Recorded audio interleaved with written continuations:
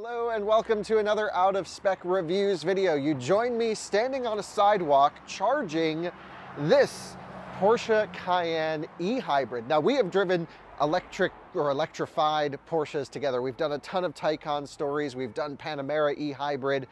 Took that on a huge road trip recently. However, the Cayenne is getting a facelift, and this was actually brought over from Germany. It's a new E3.2 is what it's called, Cayenne e-hybrid. They've beefed up a lot of the electrical systems for this new model. So what I want to do is take you on a quick tour of the updates. I'm going to have a full driving review on my personal channel called Kyle Connor here on YouTube. In this video, what I really want to focus on is just the electrical components, talking about the beefed up electric motor, how the architecture works, the charging capability's been upgraded as well, and of course the range is better than the outgoing model. So let's talk pricing, let's talk availability, let's talk range, let's talk how the Cayenne drives when you want to keep it in all electric mode, which, by the way, looking at the data, sounds like almost all or most of the Cayenne e-hybrid owners out there are charging their vehicles and utilizing the electric range heavily.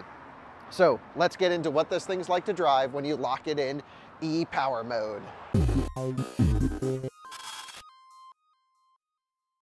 So we are in Los Angeles. We're actually in Santa Monica. Cool Lotus over here. That thing looks pretty cool. Nice Exige. And we're charging on this Flow unit. And we just happen to be like, I wanted to charge it up to see, do some range testing on this thing. And this is just on the street. Look at this cable management coming up this side pole over here, 7.2 kilowatt charger. No signage saying you have to have EV here, so it's kind of luck of the draw. There's also no signage saying how you have to activate this unit, so I think that's a bit of a shame. We used the ChargePoint app to activate this, but there's nothing here saying that they roam with ChargePoint, so I don't know what was up with that. But we're not talking about charging too much. We are talking about the new E3.2 Cayenne. Now, I have had a long history with Cayenne. My mom had one of the first ones when it launched in the US. She had the worst spec. It was a brown on tan Cayenne S, one of the early ones. And it was like really not a good looking vehicle. Had the little Russian spec, tiny wheels on it and everything. But it was a cool car because it's split up Porsche, and I don't need to talk about what Cayenne's done because I think everyone gets it. They've sold 1.2 million of these things globally. It makes up a third of Porsche sales. I mean, this is the model that saved Porsche. But my history with Cayenne was, okay, my mom had one of the first ones. I remember riding in that car. She then got a Cayenne Turbo, one of the spicy twin turbo V8 ones, and that thing was incredible. It really was like a lifted hot hatch with 450 horsepower. It was so much fun and so cool. But of course, as we move into the modern age, technology improves, electrification comes in the mix, and there's a lot that Porsche has done to keep this car relevant and new over the years. There have been plenty of generations. And now we have the new one, which is a really nice upgrade. This is a car that Porsche can't take too many risks with. It has to work for everyone. Unlike Taycan, which was like all new everything, new control strategy, new screens, new everything. The way a Taycan operates was fundamentally different than every other Porsche because it was a fully electric vehicle, but it still drove like a Porsche and felt like a Porsche. That's been a hugely successful model. And we've done everything possible with a Taycan up to this point. This can't be as extreme. So you'll notice some buttons on the inside, some other things. Again, I'll do a full review on my personal channel. I'll just show you around the car while I talk about it here. This one, just so you know, is a Euro spec vehicle. It comes with a Type 2 charging port, so I actually have a little adapter to go Type 2 to Type 1 to charge it here. I'll show you that in a second. It's even got, this is the best part, see if I can have it pop out. Check this out right here. It's coming out, the Euro tow hitch. Love this thing. So you're gonna start to see new Cayenne. They're pretty much on sale now. The Cayenne S and I believe the Turbo GT, the really spicy coupe one, those are on sale now. The plug-in hybrid won't come out till later this year, or I should say, you won't really see them till later this year, maybe September, October, November, somewhere around there. So consider this a bit of a preview into the future upgrades, updates coming to the plug-in Cayenne. So let's talk battery pack, motor architecture, and everything like that.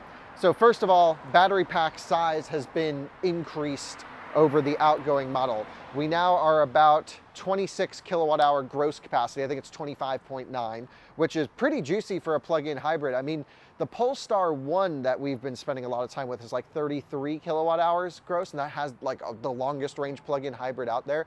I love to see this trend going from less than 10 kilowatt hours to 15 or 17 kilowatt hours, now to high 20 kilowatt hours. Again, 25.9, really good size battery pack. Of course, with plug-in hybrids, the battery pack's going to be cycled a ton. It's going to be full charged, it's going to be drained. So you do need some big buffers on that battery to make sure it lasts really well. And they have that. So I think it's about 21 kilowatt hour usable. I'll get the full figure for you when we jump inside, but there's 3, 4, 5 kilowatt hours, I think 4 kilowatt hours unusable in this particular one, which I think makes sense. Drivetrain wise, electric motor's been beefed up. It's almost 200 horsepower now. I think 180 something horsepower. And the way that the electric motor works is you have a twin turbo V6 combustion engine under here, pretty much the same engine that we drove in the Panamera e-hybrid. And what I'll do is, if you guys are interested again in how that combustion engine pairs with the electric motor and doing driving with the combustion engine on, head over to my personal channel, because that's where I'll have the full review on this. But you have your combustion engine, you have your electric motor pre-transmission. It's about this big and it sits kind of right here. And then you have your 8-speed torque converter auto, which then leads to the all-wheel drive system. And what's kind of cool about that is you get the benefit of basically a gear reduction or a torque multiplier as you drive around, because it's actually going to shift when you're using that electric motor. So the electric motor can basically operate between 1 and 7,000 RPM, somewhere around there. It's not a very high revving electric motor, but it can stay in its torque band maximum. So even on the highway, at least what we experienced with Panamera e-hybrid was great acceleration, and this has the beefed up motor. So I'm really looking forward to seeing how this thing does when we drive it in electric mode. Some other things to note. The testing procedures for today, we have the 21-inch aero wheels. There are probably going to be some differences on the exact tire that's going to come to the US, would be my guess. It might be the exact same one, but real beefy sidewall on this thing. I mean, this is a good looking tire on this. I mean, big wheel, big tire, really fills up that wheel well nicely. We're rolling on 315s in the rear. That is just unbelievably wide. It is staggered. I believe 285 up front, is it? They're still pretty big. Yeah, 285 up front, 315s in the rear. Great setup here. It's looking awesome, but you can actually get one beefier setup than this, which is going to be not beefier, one more range, I should say. These are the 21-inch arrows specific for plug-in hybrid. The 20-inch arrows for plug-in hybrid probably will be the most efficient, but at low speed for our PHEV testing, it shouldn't make much of a difference. So what are we going to do with this thing? Well, we are going to charge it to full, which it actually just completed. So it's at 100% state of charge. I charged it up there. The battery's warm. They give you a battery temperature gauge inside. We're then going to jump in the Cayenne, drive it around Santa Monica area. We're here, drive all around LA, I don't know. And what we try to do is keep it under 40 miles an hour and drive in mixed traffic. It's not a very scientific test, but we'll try and end close to here. That's how we do our PHEV range testing. Throughout that process, I'm going to tell you about how it drives in electric mode. Is it easy to stay in e-power? Does it want to kick on the combustion engine? What does that all look like? And then I'd love to get a highway portion in. I'm not sure if there'll be time just because we only have a few hours with it. So I think what's really important for a plug-in hybrid, it needs to be fully electric in the city. You know, I don't want to use any combustion driving from here to the grocery store, from here to Starbucks. That's why we call it the coffee run challenge. So this needs to be fully functional as an electric vehicle, and then it needs to be fully functional as a combustion vehicle for long road trips so you can skip our failing charging infrastructure. And that to me is the sweet spot. Very few plug-in hybrids can actually do this. And let's jump inside. Let's see how it drives. It's time to drive this thing from 100% to 0 around town and see how much range we can get out of it. Alyssa's with me for this video, so we're going to be rolling around LA in the new Cayenne. I have the key to it, and I also want to show you how I have it plugged in. Of course, because it's a Type 1 to Type 2 car, you can see we have a solid green, which means we are now fully charged. Alyssa, I'm going to hand this back to you to throw back on the flow charger over there. I'm going to then remove, I think I have to hit this button here actually, that should release the Type 2 to Type 1, or Type 1 to Type 2 adapter, I should say. And now we are ready to rock and roll in the new Cayenne. Some little details here, lighting changes. I'm loving this 3D effect here on the back, styling improvements, sizing improvements. And Alyssa hasn't put the handle away, so maybe you're confused as to where it goes, because I was confused as to where to find it. Yes. Okay, well, that's fine. You actually lift it up before you put it in. I think that's to prevent theft or damage. Which is a pretty good idea, actually. I mean, is it locked? No, it does not lock. Yeah, I know. Okay. All right, let's jump in the Porsche. Well, you join me inside the new Cayenne now, and I have to say the new interior is just awesome. Steering wheel from 911, long horizontal lines. You can even option a passenger display. This one does not have it. Again, the full review I'll have on my channel, but it's just pretty cool. Electric brake booster here. Hit the start button on the left. Fires into life. We do have the thermally and noise insulated glass option, and you can see we are in the e-power mode. What I want to just show you, and I don't want to actually twist this dial because it will turn on the combustion engine. These are all of the different drive modes that we have here, essentially. So we got AC. Nope, we need to actually get everything set up for our testing procedure. So if you take a look here, we're going to have AC on Eco, 68-degree auto roughly. No heated or cooled seats that we're going to run. We're going to run e-power, again, fully charged. The car's predicting 45 miles of range right here. We're at 100% state of charge. And actually, one cool thing is if I pull up over here on this left dial, it'll tell us our battery pack's at a perfect temperature. It's right at 76 degrees. And so that's something we definitely want to make sure that we don't have a frozen battery pack, but it's nice out. Maybe we'll go 70 on auto just because it's really blasting the air on 68. So let's go here to trip. We'll go here, we'll go to reset all data. Yes. So we're all reset into reverse, and it's my first actually time driving the Cayenne in fully electric because I was charging it up over here. So into drive, very similar shifting situation to Taycan, which we love to see. And we just gotta wait for some traffic to clear. So for this test, we're trying to simulate how much range you could get fully electric, fully charged in the Cayenne if you drive around the city. 3 degrees of rear steering in this particular one, tuned more aggressively than the previous gen, which is great. And also an 11 kilowatt onboard charger. Now I think most people are probably gonna get about 9.6 kilowatts out of it, but if you find a charger that can really give a full juicy power delivery, then yeah, you can technically get 11 kilowatts out of this particular one. So we got a guy that's just driving next to us right here, who's thankfully letting us over. Nice Taycan street park. We are in LA. There are Porsches everywhere here. They've become extremely popular. Good spec on this one. Chalk with color matched wheels and Porsche surface coated brakes on that particular one. But basically what we're gonna do is just explore LA in full electric. I'm gonna let you know how it drives. We have suspension set to comfort. We're just doing a representative daily commuting task, more or less, in the new Cayenne, driving around surface. So we're a little bit into the drive. We've only burned 2% state of charge. You can see I'm down to 98% right here. But if you look at this display, you can see power output. You can see regen. As I hit the brake pedal, it'll blend in even more. And we're still fully charged, so we are limited on regen. So it shows they really don't have maybe that much of a top buffer here, which would make sense for a plug-in hybrid. And what's really cool is the brake pedal is actually an e-booster similar to Panamera, not similar to Taycan. Taycan uses a different braking strategy to blend friction and regen. And what's really weird about this car is because it's a prototype and it's got like weird options on it and stuff, it's actually optioned with carbon ceramic brakes, which will not be production representative. So the braking feel is going to be something I don't discuss much in this review, and that's mostly because this is not a braking package that anyone's ever going to option. You're never going to put I don't know how much they'll charge for it when they do, but $7,000, $8,000 ceramic braking option on your e-hybrid Cayenne. It would be cool. And also for the US market, at least, it's not going to come at launch. It will eventually come, I'm told, like way after start of production, maybe a few years, but for now, definitely doesn't have it. Also noticing, just driving around, how quiet this vehicle is with this double noise insulated front and rear glass. It also does not have a sunroof, which is another, you know, sort of Euro spec touch right here. So it is just a quiet cocoon, very impressive.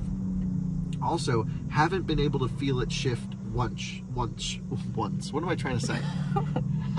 Haven't been able to feel it shift. I can see the numbers going up here, 2, 3. Let's see, will we hit 4th gear or is it going to climb in 3rd? Can you zoom in on this one right there? Still in 3rd gear, climbing this hill. Obviously plenty of power to accelerate even up the hill.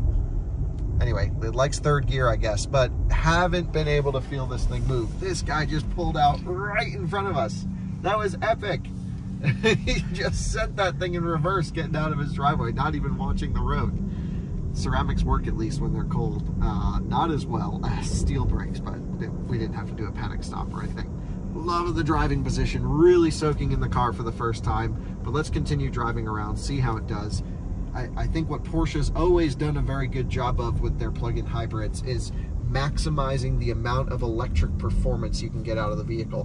Whether that is for daily driving, like we're doing right now, utilizing the vehicle as an EV basically, or whether it's for adding performance, taking the maximum the combustion engine can do and then using the electrical system as a performance additive. Anyway, let's keep it going. You join us now at 80% state of charge. Take a look ahead, coming down the hill into the ocean area. We're gonna head up towards Malibu and then swing back around. Typically when I do these tests, I really want to do, you know, customer representative driving. And what that means is a mix of sort of open, rolling roads. Like here we're doing 45. I really should slow it down to closer to 40. I don't like to go much above 40 for these tests. And sitting in stop and go traffic, which of course we were in LA, we had a lot of stop and go traffic. And I feel like we've already been driving for some amount of time. Yeah, maybe a longer time than you would think. And we've only burned 20% state of charge. And we had also gained some elevation, which we're now losing on the way back down the hill. So just the overall refinement of the package is really great. I already have a couple little things that I don't like, and I guess I'll mention them now. I do want to play around with them a little bit more, but I'm not feeling the plunger in the accelerator pedal, which means, well, I'll save that for the end. I'll explain what I think they need to improve and bring it back. It's also a top hinge pedal, unlike the bottom hinge pedal of the previous, or at least the Panamera I was just driving was bottom hinged. It's possible the Cayenne's always been top hinged. I actually need to research that. Then, nice Aston right here. Take a look at that, beautiful. We're just up in, you know, the most beautiful part of the world through here, which is crazy. And it looks like Porsche rear-ended someone, oh no. Or there's some sort of medical situation, or I don't know what's going on here, but some accident involving a Panamera, it looks like. Okay. Oh, the Panamera got rear-ended, which then pushed them into a Lexus. Wow, that's a hard hit, dang. That Panamera didn't even look like it had a scratch on it, did it? That was crazy. It looked fine. Oh, wow. But it'll probably still be the most expensive to repair.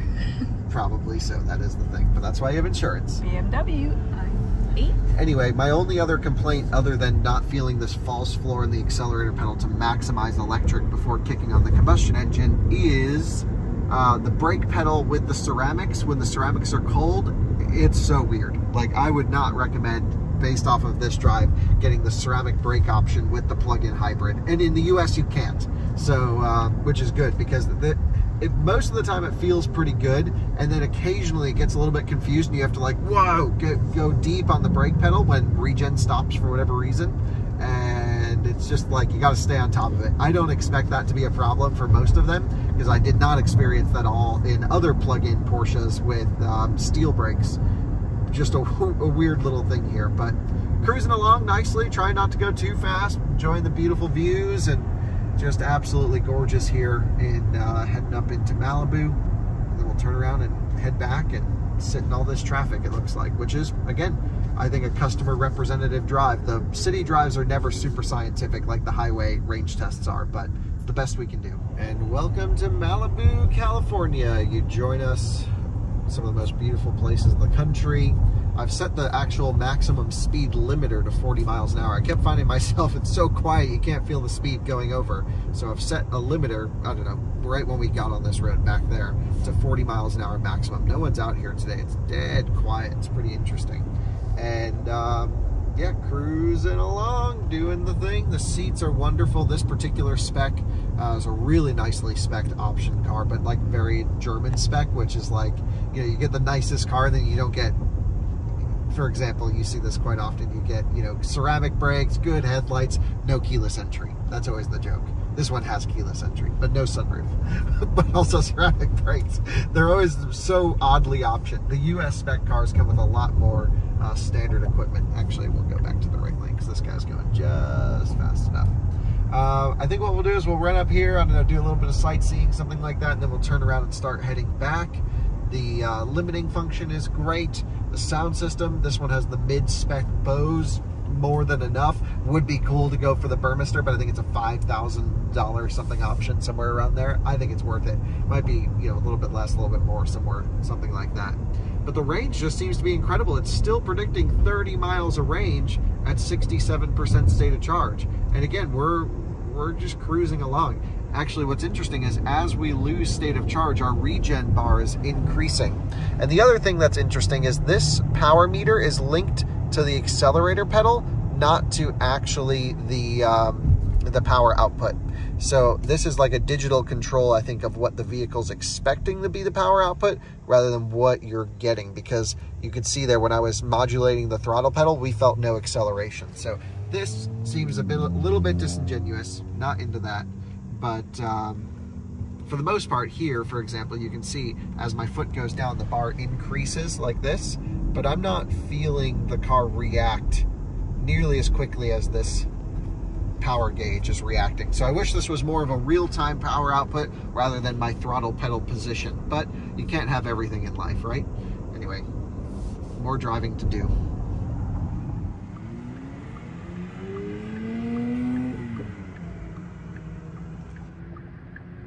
We are halfway through now. We're at 50% state of charge. We've been driving for pretty much an hour on the nose. We've covered 25.4 miles so far on this drive. And yeah, cruising along here.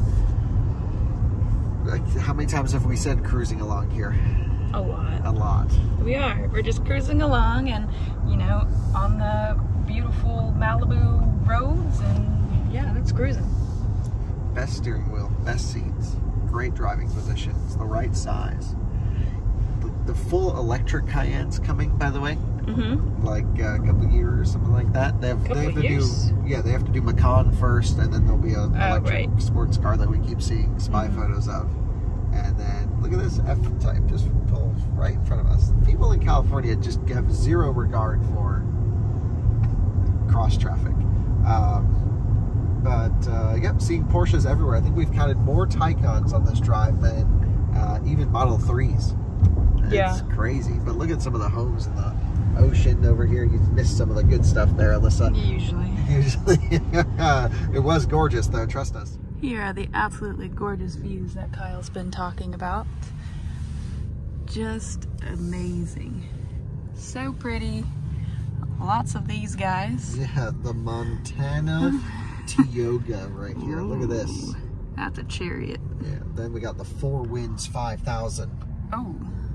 This is from alwaysrv.com. And then we got the porta potties over here. And a Tesla. Yeah, California's just gorgeous, isn't it? Yeah, they don't want their windows knocked out by thieves, so they're just rolling them down in advance. There you go. Well, if any of you want to argue the customer representative driving portion of this, there's a plug-in Cayenne right next to us doing the same thing we're doing, sitting in traffic. Head-up display looking awesome in this one. Tons of different options, and there's so much to go into with the new Cayenne. But just the electric portion, I bet both of us, we're cruising full e-power, baby. Love to see it. You join us now in Santa Monica. We're cruising, what are we doing? We're cruising around. Cruising around still. Take a look at this. We found a beam charger hooked up with a beam solar panel with a beam battery pack hooked up to a ChargePoint charger. This is a fully off-grid charging solution. And I think we're going to charge up here, and then we can walk over to get some lunch after this run. We still have another predicted 4 miles left to go. We're at 12%. So let's, oh, I got to push the brake, put it in drive. Let's continue driving, and we're getting pretty close to the end here, but I thought this was neat to show you guys that charging solution. I really like these off-grid things. You don't have to run any extra power here. Yeah, sure, it can't probably run power all day long, all night long, but for the infrequent use of it, you know, maybe getting a few charging sessions a day. That's a great idea to have a fully solar powered drive. So continuing through some of the neighborhood streets, we've done quite a bit of cruising at speed, quite a bit of traffic, and really my only complaint about this entire vehicle still is the braking system is very odd with these ceramics, and the accelerator pedal, there's no false floor to hit. So you don't know if you can just go wide open in electric mode, which is something Porsche was the best in. So I'm really bummed they got rid of the little plunger thing. I'll explain that full situation at the end. Transmission is unbelievably smooth, way smoother than the Panamera plug-in hybrid that we drove. No clunks, no weird confusion here. It's just power whenever you need it, and lots of it. You know, I mentioned the battery pack sizes. It's 25.9 kilowatt hours gross, and I think 21.9 or 21.7 usable, so almost 22 kilowatt hours usable, 11 kilowatt charging. This is really shaping up to be a package, and we've been driving for 2 hours now, and 2 hours of commuting around town is really good. We still have 10% remaining, and think about it, once you're done with your drive, you know, you'll pop in at home, you'll pop in at the office. With level 2 charging becoming more ubiquitous, you can kind of just plug this thing wherever and you're good to go. So that's this might be like a full electric vehicle right here, with of course a turbocharged 6-cylinder engine for performance and long distance driving when you want to have some fun. I'm really looking forward to finishing this test so I can actually take it up in the canyons and hustle this thing around and see how the big Cayenne does. They've always been pretty magical with their capabilities, I would say. Let's not hit the hamster mobile. 2 notes. Wow, we are at 8% state of charge. It shows dash, dash, dash to empty, so no more mileage rating. And somehow throughout this drive, we have gained fuel capacity. We definitely were not, like, we were close to full, but we weren't at 100%. And this is showing like 98% fuel level. I don't know how that happened. Maybe the sensor had to calibrate or something, but it definitely seems to be like we've made fuel, which is not possible, sadly. Just pulling over here because the engine just kicked on. 44, actually at 0.5 miles. It just ticked up to 0.6. 2 hours of driving. The combustion engine is on, doing a cold start sequence. I'm actually gonna put it here in park. So the engine's actually still, whoa, did you see that thing go? I was gonna say it was disconnected. It's actually not. It wants to run up at a cold start a little bit higher up. And so 5% state of charge seems to be the lowest it lets you go in electric mode. Battery temperature is there. So let's run over. We're actually literally right down the street from where we started. So it was a full loop. It was perfect. Just to show you guys, we're 0.2 miles away from where we started, which was right on the back side of this building. So let's run over to the motoring club. We'll film our final thoughts on the electric portion of this. I'll tell you how I think it drives. And what we need to do is actually now charge it up because I want to do some performance driving. So let's figure out how to do that. So e-power not available. So we can go into sport, we can go into hybrid, and I'm gonna go to e-charge. And now I'm actually gonna put extra load on the combustion engine and charge the, we'll go loud exhaust too, why not? We'll charge the high voltage traction battery from the combustion engine through a little generator, actually probably through that same motor that used to push us along. So into drive, let's go over here and we'll end our final thoughts. This thing would not stop going. Huge range. Again, we don't know EPA range for this, but it's no way it's going to be 45 miles. But it can do it. It just did. 44.5 miles. Crazy. And well, there you guys have it. Just awesome electric range. Honestly, do you need more for around town driving? I think the best way to equate this to it is basically the plug-in electric range on the Cayenne in electric mode is about the same as what I get in my electric smart car. And that is a vehicle I charge like every 2 weeks and I just do short errands with it. And so to me, this is the perfect amount of usable range for a plug-in vehicle. You know, you can start getting into range extended EVs, which is like a Volt situation or an i3. There's certainly an application for that where you want to do electric driving even away from town. But I actually think for the use case of this, having 45 miles of usable electric range. Again, we had a mix of stop and go, cruising around surface streets, sitting at 40 to 45 miles an hour at certain stretches. The fastest we ever saw was 45 miles an hour, but I think that's representative of an in-town drive. that's more than enough for your daily driving and commuting. Pair that really strong range with now an 11 kilowatt onboard charger, where some plug-in hybrids only have a 3.3 or 3.6 kilowatt onboard charger. We're starting to see a trend more towards 6.6 or 7.2 kilowatt charging. This having an 11 is really juicy, so definitely usable range here. In terms of the driving of the Cayenne, there's a few things I want to note. If you're going to order one of these, 100% spec the rear steering. It's the same 3 degrees of the previous one, but they've changed the tuning, so it's very aggressive rear steer on initial turn-in, and it's really fun to just bomb around the city and you just feel like you're kind of drifting everywhere. It's pretty cool. We'll see how that's tuned for high speed, but at low speed it was really darty, really fun, and really agile feeling. The next thing would be the suspension is very smooth on big bumps, but actually you do feel a lot of these small undulations come through, a little bit of crashing behavior on smaller bumps. So I actually am surprised it was tuned not as soft as I was expecting, even in soft mode. The next thing is don't spec carbon ceramics. You won't be able to on the plug-in, at least at launch, but I really thought the brake pedal tuning was something that should have never left Porsche. Of course, there's so many calculations, it's hard to decide how much braking pressure you do from regen or through friction brakes, and then they have to model the braking temperature to target the exact force. It just wasn't natural, it didn't feel great, and I wasn't into the brake pedal feel. You know, basically you put in one brake pedal input and then the vehicle's changing its deceleration rate massively based off of that brake pedal input, which wasn't so natural. The actual firmness of the brake pedal was cool. And actually I worry about the braking system even more, because every time I would hit the brake pedal, there's a click and I could hear it building some pressure in the e-booster as well. And there was just like odd noises going on down there, very similar to like Volvo braking strategy, where there's just always clicks and contactor noises and little things going on. I don't know, it didn't feel super premium. Aside from that, steering's wonderful, seating position's wonderful, the technology finally updated to like where Taycan is, and maybe even better, having those big screens in there, just awesome. It's the right size vehicle. Cayenne's so important. And by the way, it can tow 7,700 pounds. I can't wait to get one and maybe even tow with it in electric mode. We've done that with the plug-in hybrid X5. And that's really the big competitor here. When you look at this versus the plug-in hybrid X5, this is a better driver. This is more fun around, much better seating position, and I just love the Porsche technology more than the BMW tech personally. However, that X5 plug-in is going to be a lot cheaper the way you want each one spec'd. So this is more money, seems to be worth it in my opinion.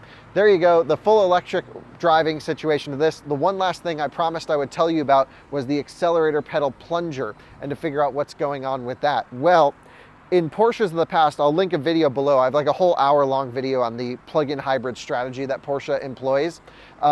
They used to have this little, I would say, I don't even know, I call it a plunger, but it's basically an adaptive pedal kickdown switch that when you lock it in e-power mode, it would come out of the back of the pedal, so when you'd go full throttle, you'd hit this false floor, and that would max out the electric systems. Then when you push past the false floor, it would kick on the combustion engine. This would retract back into the base of the pedal, and then you could modulate the combustion engine on top of maxing out the electric power portion. And here I couldn't feel it at all. So keep an eye on my personal channel when I'm about to go film the full review of this car, and we'll see how that strategy plays out. But right now I'm really missing the ability to maximize electric power there. But just awesome range, great driving all around, a huge recommend here. Plug-in hybrids from an efficiency standpoint don't make so much sense to me. It's like if you're on the fence of electric or plug-in, you can do more electric driving, of course, with a battery electric vehicle, and I can't wait to see the electric Cayenne come in a few years. However, right now the charging infrastructure is probably worse than it's ever been. Stations are getting crowded. We haven't seen nearly as many go in. You know, Cayenne's meant to be kind of a do-everything vehicle, off-road, on-road, put your family in here, take the trips.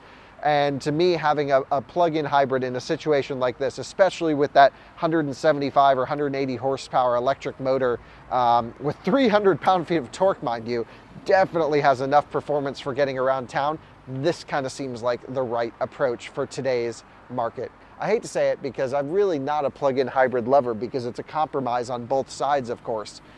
but this really doesn't feel like much of a compromise. I said the same thing when I drove the Panamera. Porsche gets how to do plug-in hybrids. They do a great job. For sure passes the coffee run test, and just big electric range from that 21, 22 kilowatt hour usable pack. There you go, my recommendation on the new Cayenne. By the way, I've got to sample or see some of the other versions here. This is the one I would go for.